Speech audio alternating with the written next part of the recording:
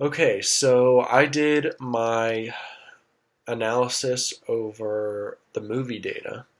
I wanted to use that because I thought movie data would be interesting. You'd have a lot of data points. I thought it'd just be better overall. So the first graph that I kind of made, visualization that I made here, compared production budget versus the worldwide gross. I thought maybe if a movie spent a lot of money to be made, then that would lead to box office success because they would market it more. The effects would be better, all of that. The actors would be better. And what I kind of found here using this scatter plot, you see the axis comparing those two, and you see the scatter plot, and the data points are just everywhere. There's no trend line. You can't see, any correlation with any of these points or reasoning for any of this. It almost stays flat for a lot of this data, and then there's a bunch of outliers everywhere. And Avatar and Star Wars are huge outliers, as you can see. And the data here it's too compact. You can't read anything and get anything from it.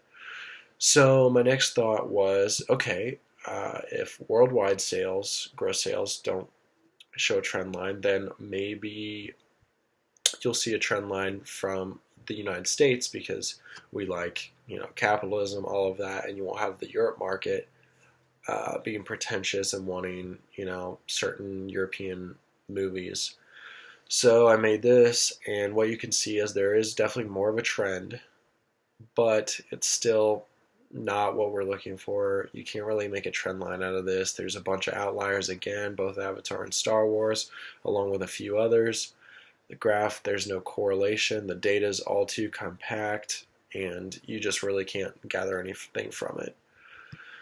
So then I had to come up with a new thought process, and I figured, well, hey, maybe if the movie does well in theaters, then you will see people continue to spend money on it with DVD sales.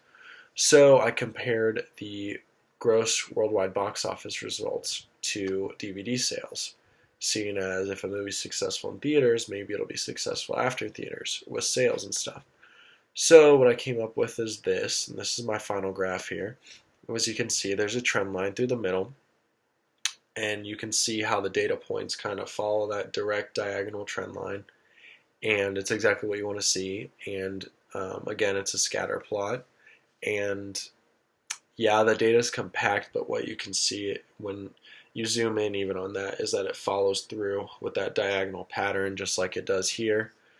And obviously there's a few outliers here, but the outliers go top and bottom, and they kind of follow that direct diagonal correlation again.